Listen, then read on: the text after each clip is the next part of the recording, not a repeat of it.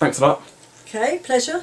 I just wanted to start really with a kind of general question about what brought you to the centre and when that was roughly. Well, I did English at Birmingham, the English department, and in the third year you could do a course which was called Contemporary Cultural Studies, which I followed that course. Immediately I was doing it, some of the people at the centre had discovered, because I did my project on a working class estate in Kings Norton, and they almost, suggested to me, oh, this is really interesting, would you like to, and almost suggested that I could apply. That would have been Michael. That would be, I left English in 75, so went to English at 72 to 75, and then went to the centre in the September 75. Right. And what was the kind of, can you remember anything about the atmosphere there when you arrived? Had you heard anything about the centre before? Well, the thing was, of course, I knew them. It was a bit different because I had been doing the undergraduate course. Some of the people there I actually knew because they'd probably taught us for seminars.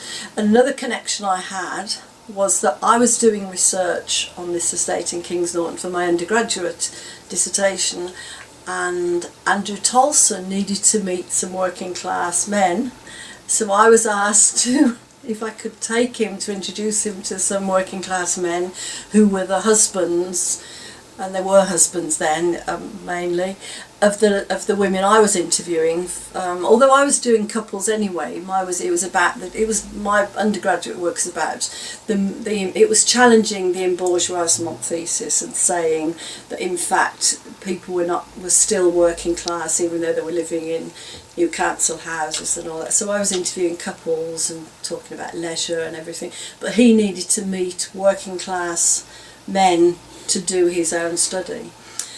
So I sort of knew quite a lot about them before I went there. So I remember Stuart saying to me, almost like telling me people to chat to when they came who needed to meet new people and talk about things. So I probably didn't experience the alienation perhaps in the same way that other people coming there knew, because it wasn't strange to me. I knew the university, I knew everywhere, so it was a little bit different. Well, what was your interest in doing that original research there in Kings Norton? Why were you interested in doing that? I don't know really. I was interested. I suddenly found I was really interested in English, and in fact it was debatable whether I did go to the centre or whether I did a PhD with David Lodge about 1930s working class authors, and we didn't know which one I was going to do, and then I decided on the centre. I suppose because I knew about it, because it was part of my own background, and because although I didn't live on that estate, I lived the other side of the main road in the middle class houses, but my son went to school on that estate, so I knew a lot of people there from being a mom at the school. Basically you stand at the school gates and you just know everybody from that really. So I did know about it. I knew when we first were looking at the uses of literacy, a lot of that was part of what I knew, not from reading but from part of what was my background in that sense. So it was not a revelation. It was just, so I suppose I was just, and I had done some other work. I discovered that I was very good at, well, not very good, but I could do interviews. I'd done some interviews for another undergraduate course that I did, where I'd been and interviewed doctors and health visitors about contraception, and I'd won a prize for that. So I kind of must have realised that this was something I could do, and and it was an area I was interested in following. So moving between in your early period between English and then cultural studies, and in those operating in that grey area if you like, were there any differences that struck you between the way intellectual work was carried out at the centre and the way intellectual work was carried out in the English department? I suppose it was, yes, because in the English department, although there were some things like Michael Green spanned the two departments at that time. But the English was much more traditional lecturing, a lecture in a big lecture theatre, which was very, you had seminars, but it's a bit different. I suppose the other thing was I had gone to King Edward's Camp Hill Girls' School, so I'd gone to, and although you don't know what you're doing when you're doing it, I had gone to a very conventional, high-end academic school where you did Latin and Greek, and so it didn't feel like the English department was much more natural to me than actually going to the centre, which was not the way that I had been taught at school or had learnt to learn. So it was a bit strange in that sense. So how was learning carried out at the centre? Well, I always remember once saying, well, it was, as you know, there was the theory seminar which you sat in, and particularly if you'd done English, you hadn't done politics, you hadn't done any of that, Marxism or any of that, and I was not political in that sense. I was steeped in the Labour Party and in working class. My grandfather was a miner, so I was steeped in working class Labour tradition. All those beliefs that was what it was about. But Marxism was not part of it, or theoretical elements were not. So you would sit there and you sort of wouldn't particularly understand. I remember saying once, I think that eventually the way you learnt things at the centre was through osmosis. Because if you sat there and listened, you would at some point realise that you did understand, and so it was very different than the subgroups. But because I was not doing the taught MA, the theory seminars were not the vital thing for me, because that was not what I was going to be tested on to get my MA. I was always doing a thesis, so I was always doing that as background and going out and doing my own research and my own interviews. And then of course you had the subgroups which you chose, which you went to, and I was in the media group, which was with Stuart, was mainly leading that, with Kieran Connell, Charlotte, myself, and I won't be able to remember everybody, but those were the main people I remember. And then I was also in the women's group, which had a lot of us in there, and then I was also in a group which was called the work group, which was Paul Willis and a number of other people. That with Richard Johnson?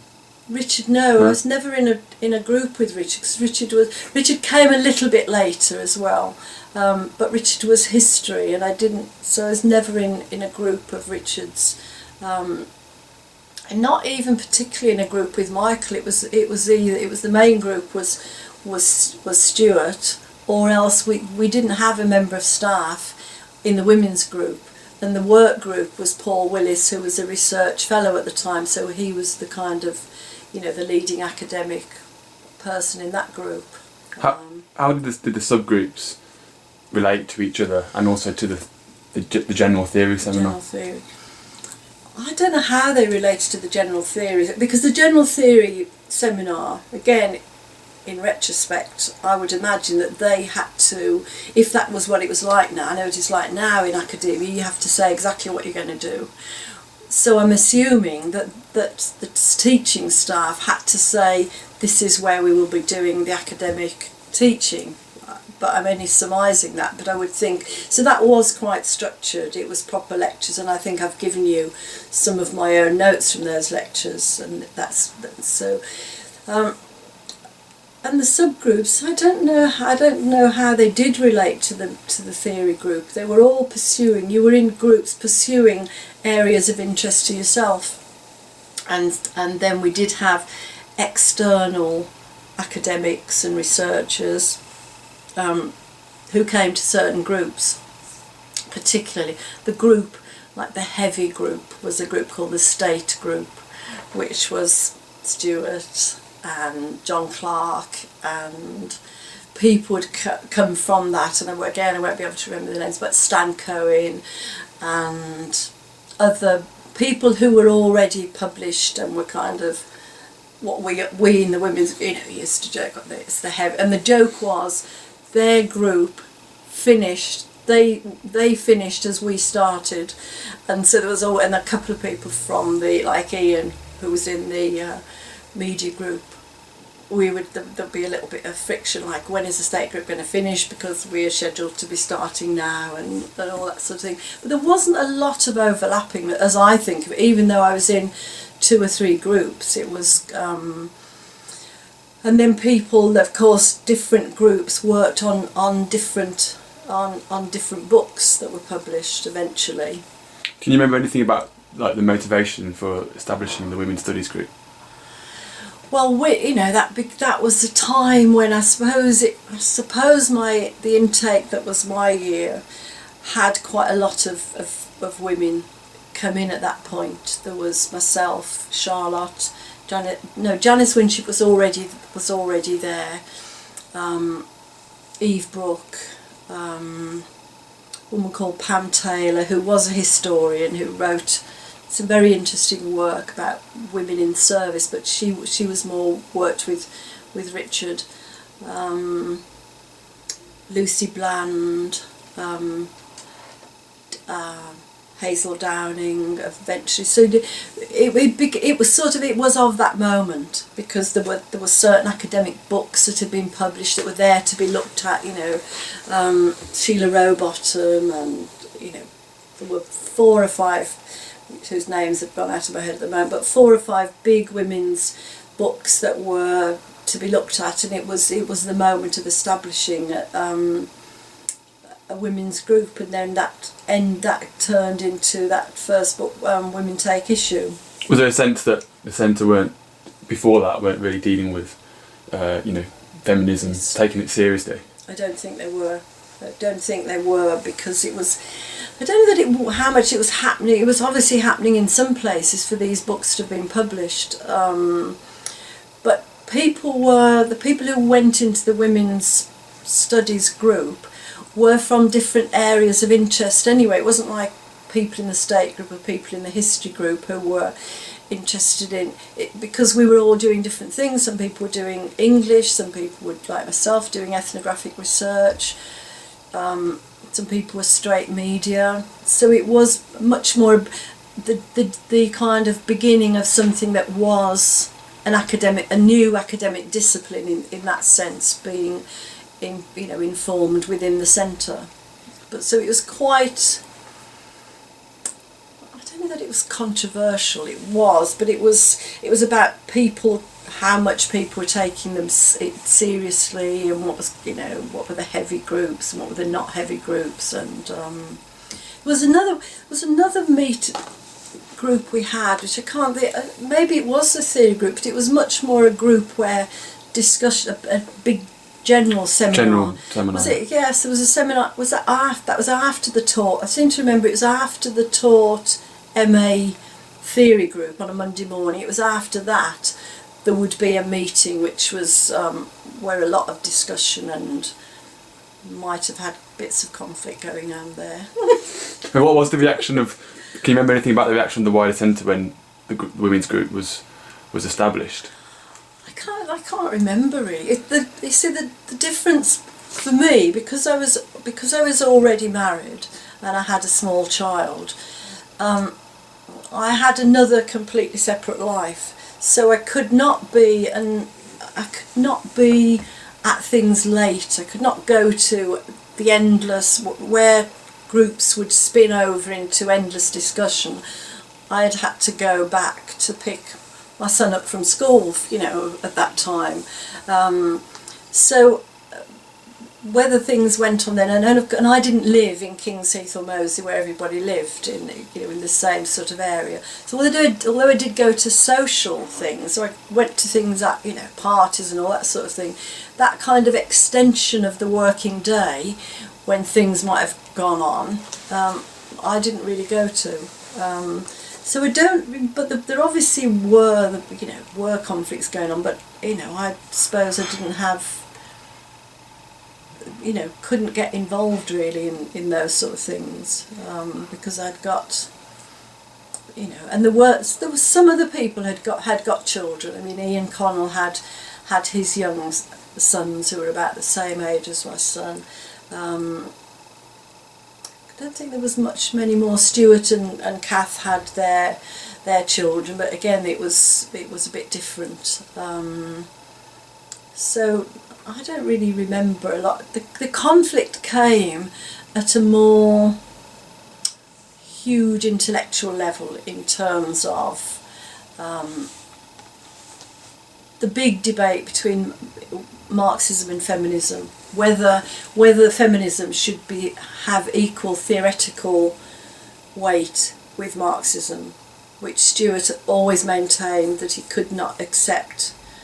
He could only accept that Marxism was paramount, which I agreed with, having been part of that, not part of that theoretical background, but more of an understanding of that, perhaps. That seemed to be the main struggle, which was a struggle that they were theorising in that sense. So there was debate, there was a conflict about that, which I didn't feel and didn't.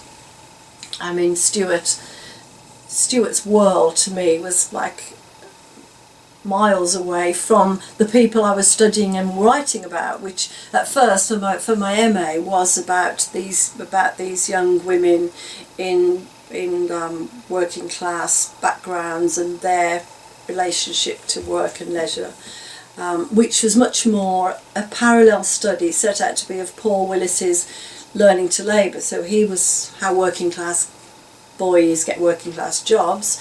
My thesis was how working class girls move into motherhood. So it was much more about that really. So it was a combination of Stuart was always my supervisor, but intellectually and academically I was working with Paul's ideas in that sense, until I went on to start doing the research for my PhD, which moved into the media area, which was that was a result of things that came out organically of what the women told me, because I had this question which was what did they do, what did they watch, and they identified whole areas that they didn't watch but they thought was important, like they didn't watch the news, they didn't watch documentaries, they didn't watch war films. But it was not through apathy or not interest, it was because they felt an absolute sense that nothing changed, which of course you could say now the news just reports it and gets off on its own interest in that, but they found that so shocking that they had to reject it, and they watched, but they recognised that was very important, and they said, I know I should watch it, but I just can't bear to see what's reported. So they like more popular programmes. That's how I got into looking at those programmes. Did the talked about the background that you came from, and you were out in the field talking to kind of ordinary people. Did that play? Do you feel like in the sense that you were slightly on the outside of the centre project then, or did you find that fitted in perfectly with that project? Yes, not really. I realised that I was actually more in the project they would like to be doing than maybe they were. I always remember asking someone how I could insert real theory into my work, and he said, you don't need to insert theory into your work, you are writing new theory. What you're doing is actually is like new theory that you're developing, so don't think you've got to add these little bits in. And so I didn't really feel that. I don't know, again, at the time it's only in retrospect that anything really gets put into place, and I've realised much more that it was my experience at school which gave you this unbelievable education which you didn't even realise when you're having it, and then taking that to the centre, you then had the same, there weren't many people there who were Oxbridge, so they hadn't had particularly that same education. They didn't have an English, of course, again gives you that, so you didn't really feel, well, I certainly didn't, I don't know whether, but I didn't feel not part of it at all, really. What was the process of group work like? You talked about Women Take Issue, and that was obviously jointly authored. What was that like in practice? Well, I'm not good at joint work, I do my own thing, I write my own. But that was interesting because although it was jointly authored, but we wrote our own sections. So I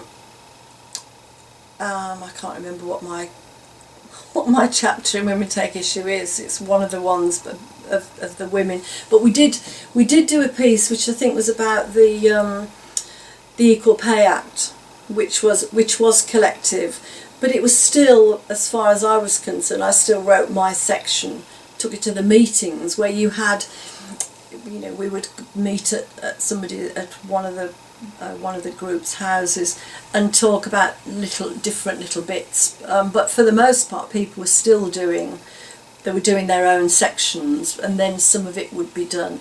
But collective in the sense of, it wasn't collective in the sense of when you see American drama writers in a group collectively putting in, that's and you see them writing a line and somebody says it was not collective in that sense. I think there were collective readings, I think, where people would read something and then do almost like a seminar on it. But some of the other groups might have been very different, but certainly I know that I'm not good, or I don't say I'm not good because I've never tried it. I've always got to be, because one thing, I can only work at home in my own study, and that's always the way that I've done it. But some of the groups I think were, and that would be the ones, and other people I'm sure, where there would have been huge intellectual conflicts and epistemological breaks at some point in whatever, but that was not really part of the groups that I was involved with. What about the politics of the centre more broadly? Like, you talked a little bit about feminism, but do you have any recollections of the kind of politics? I mean, did politics seep into the everyday life of the centre, and if so, what ways? I mean, it was a very political place, really, because it was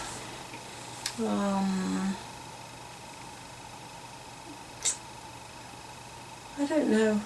How did your, you mentioned that your family was steeped in the Labour movement, but then a lot of the, from what I've been speaking to other people and read elsewhere, that a lot of the class-based politics within the centre were more based around, even more radical kind of Big Flame and exactly, yes, IMG and stuff. Yeah, did you get into any of that, or not really? No, because I think I had been brought up so politically, so I did have this, this kind of steeped in what was the Labour movement and the working class movements. I can remember having debates about whether you believed in revolution or gradualism, and it was clear to me that I always believed in gradualism. And I remember somebody outside the centre, somebody at down at, when we were doing Screen, I was on one of their, I don't know why, I was asked to become a board member of Screen Education. But I can remember somebody said to me, well, of course, Dorothy, you wouldn't think that because you are a liberal humanist. And I said, well, yeah, I'm quite happy to be seen as that. As before, you wouldn't be happy to be a liberal, but I can see that. But I suppose because I couldn't see that, I didn't see it ever being successful or being something which would work that way. So there was I suppose all those people, and but I went to, I remember going to I can't remember which of the radical feminist conferences, which was held in Birmingham, where there were radical feminists with scissors around their necks, ready to deal with. But again, it was, you know, I just thought this is just theoretical. It's just a symbol of what was going on. But again, I was sort of, you know, I suppose it did affect, because I would have asked people, and people said, but remember, you're working with the people who all this debate is about. The fact that your research is talking to women, you know, who are living oppression and are talking to you, and you're giving them a voice, is your political action anyway. So I certainly was never part of any of that really. And I suppose the women's group, we did look at a lot of those, you know, those journals, like and it is quite interesting that some of the names from those things then become you know, very smart, straight politicians. I think, is it Hilary Wainwright, as one of the leading left from one of those journals,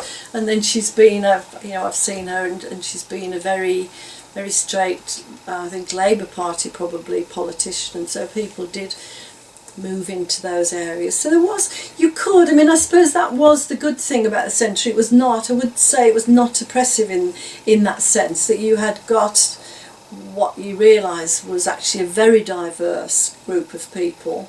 And I suppose, again, it's that there was a great respect for other people's intellectual abilities. So it was never the case, which you can be a little bit, if you're judging people, you know, in the real world, think, well, they're just, you know, stupid, I have to excuse, they don't understand. But there was not that, because everybody knew that everybody had just a political commitment, but an intellectual capability that would back up what they were saying in that sense. So in that sense, it was such a unique, and again, you don't realise, it was so unique in the sense that Stuart,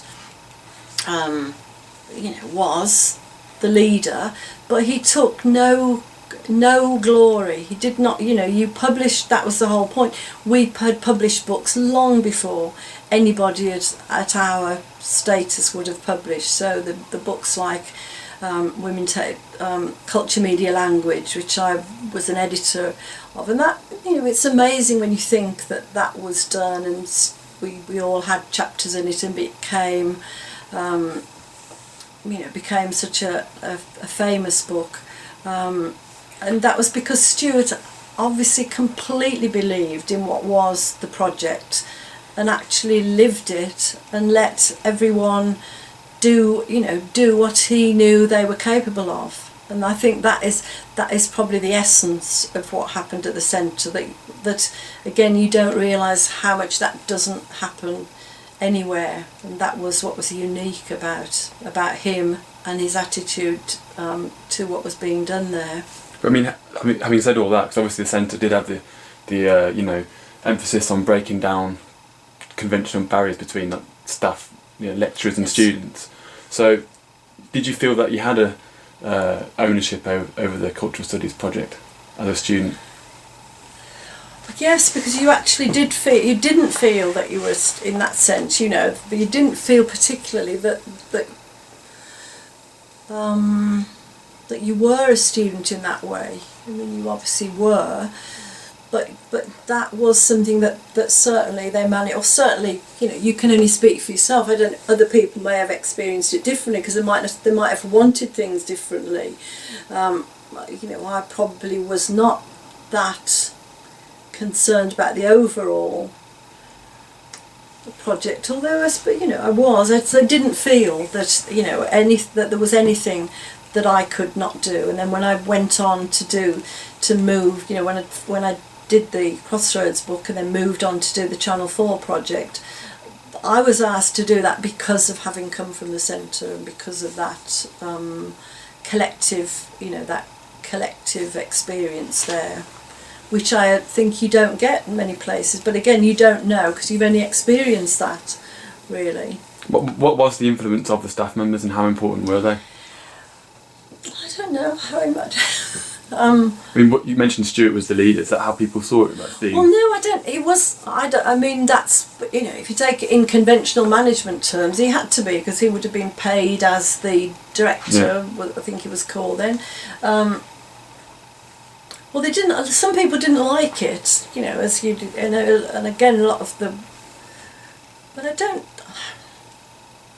I didn't feel it, you know. Didn't feel that.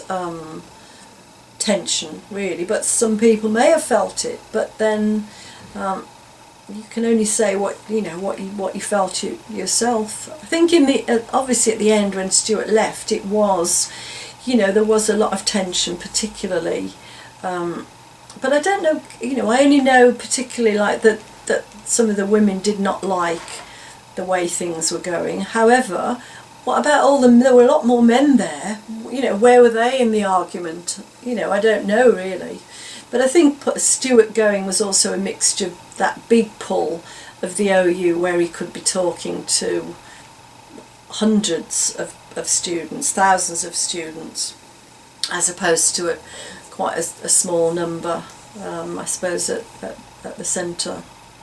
And it is interesting now, again, when you look at how that moment was clearly a special moment with certain of the people there and things that developed from there, and those, you know, what have become the established, you know, the next established part of academia, which again you don't know at the time, but it's happening really. Was there ever, like, you know, what was the motivation behind getting all these books and all these stenciled papers and journal articles out there? Because I mean, you know, was there ever a kind of atmosphere of we're doing these because we want to become professors, or was it something else? I don't know. I mean, it was very different then. I mean, the way now in academia, you know, everything is about, you know, publishing works for whatever the ref as it is at the moment, which to me is like absolute madness really. It was not like that. There was no pressure. There was not a pressure really to do it. I mean, working papers was already established before I went there, and I'd never wrote one. I don't know why, because I just got straight into doing my MA and then into the other work. But I think what happened was, I can't remember how we got the publishing contact with Hutchinson. I remember I had to be, it was worse for outside organisations. Hutchinson's could not deal with a collective in terms of editorial decision. I remember I had to be the focus point for the meetings with Hutchinson about Women Take Issue, because I just said no, we can't do collectives. So I remember, to my great pleasure, that I picked the picture for the cover of Culture Media Language, right, because they had a lot of, and I looked at them and said that's perfect. And so that was, and I think, I don't know who got that first contract, but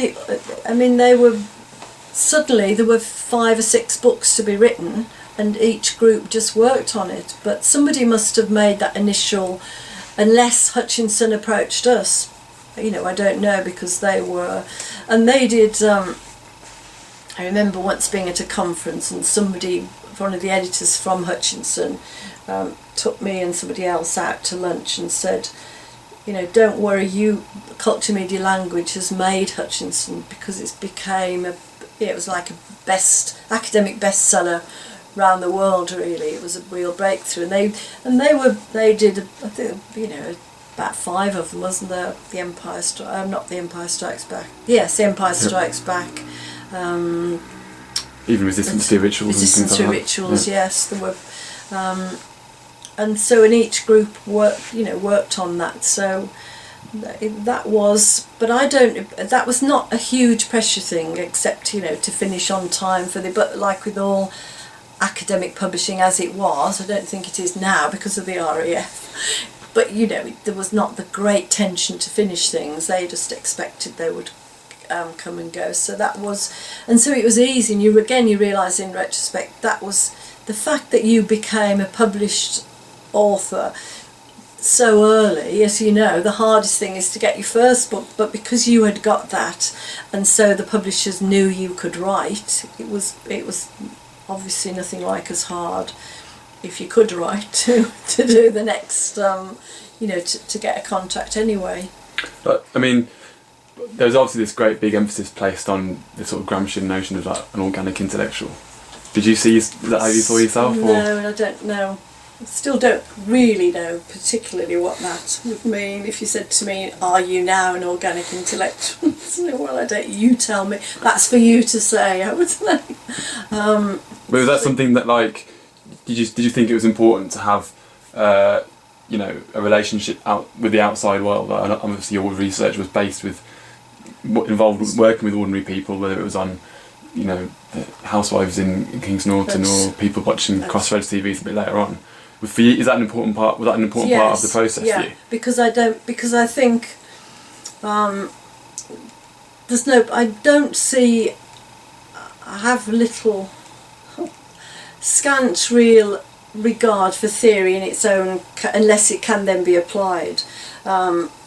So I would only see it as being something that can be tested. So empirical research and talking to people, and that's gone through all my work. So it's not just been, working class women. It has been television producers and heads. As I've gone on to do, the work for Channel 4. Where I've interviewed, the chief executives of probably every television company in the country, and I still feel that that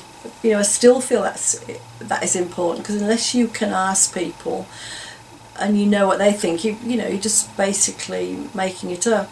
And I've also used, in the same way that I don't hardly name people, they said that all those women's names were made up in case anybody read them and recognised them. The same, unless somebody is saying something that's not contentious.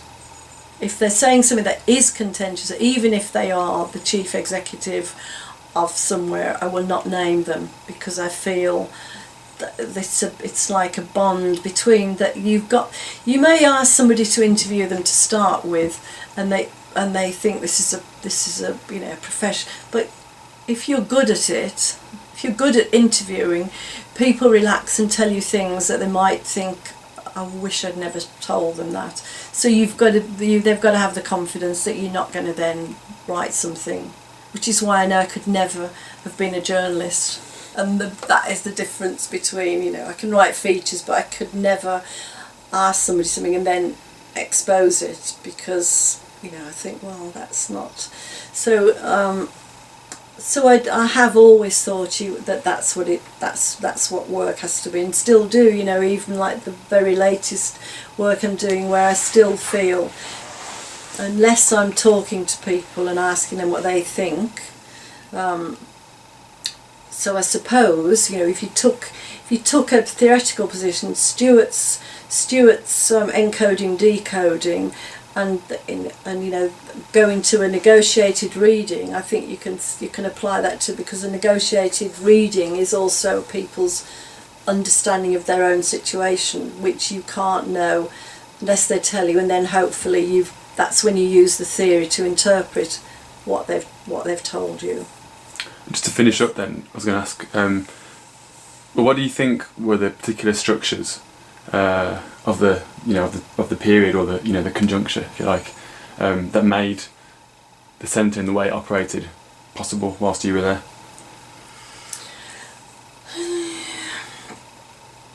I think it was a moment.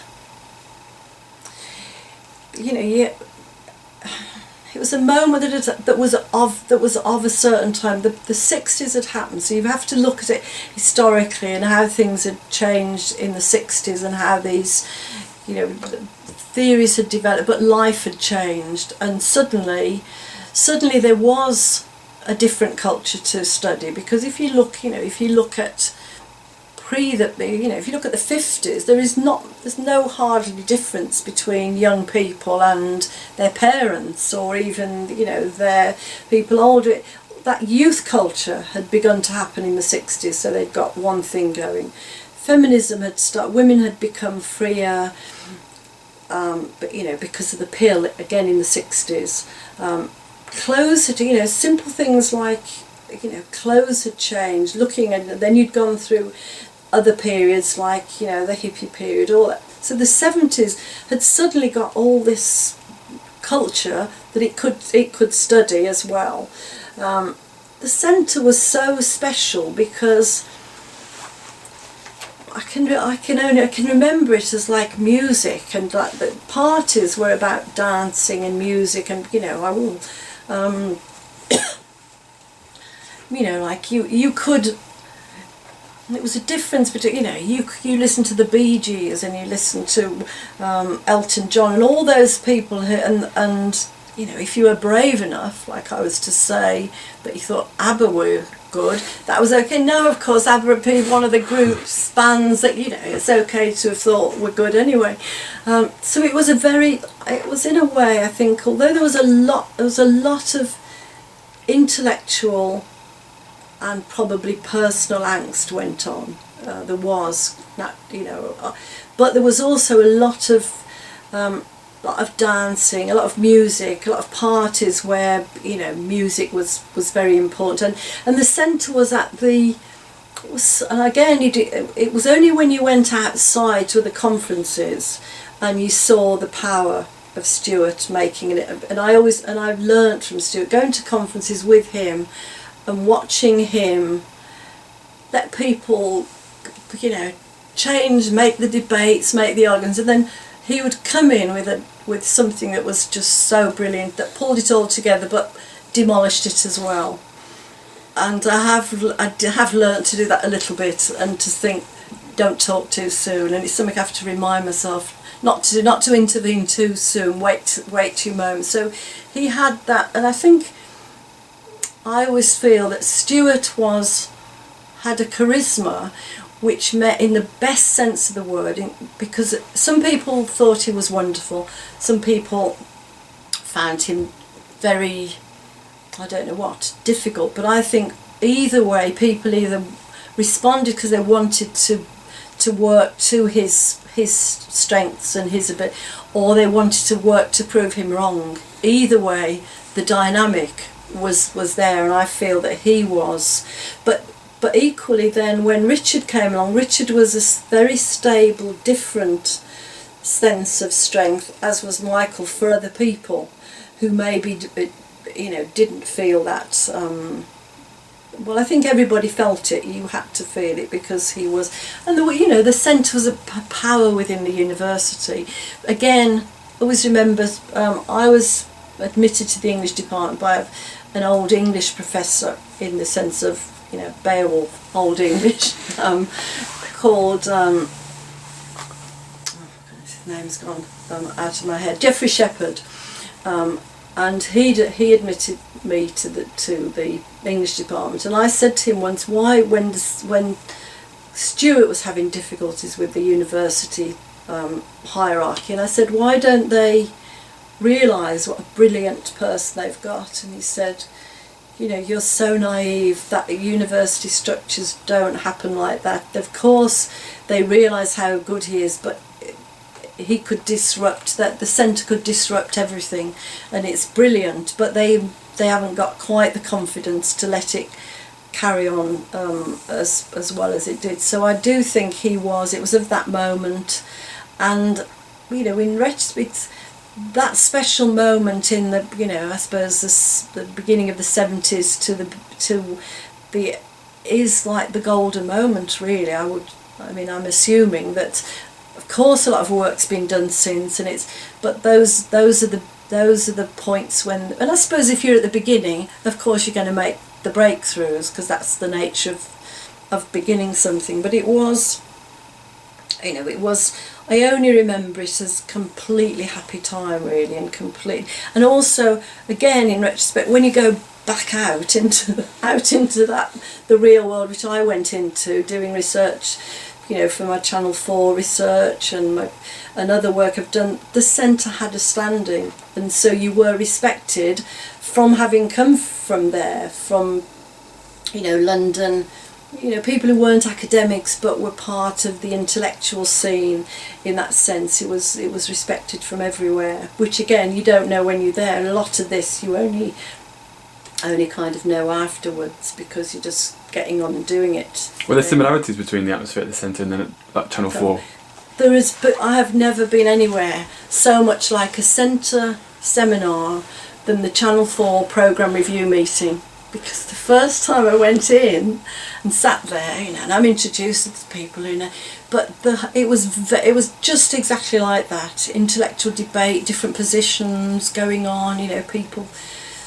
Michael Cousteau, who had been at the ICA, and different other people from all sorts, but they were all. There was only really one person at Channel 4 who was not of the same political perspective as the centre. So it was exactly like it. I felt, you know, and I was expected to contribute on that same level. It was very much like that. And remember, Stuart had been to university with Jeremy Isaacs. They are of that same age group, and that, you know, so there are other people again that I've met through the media, who are part of that. What was obviously Stuart's influences as well at Oxford in that particular. So I do think there are specific conjunctures when things come together, and then, you know, something happens at that moment, and that was a special moment really over there, which I, you know, that was what it was like. Well, Dorothy, thanks very much. Thanks. Thank you.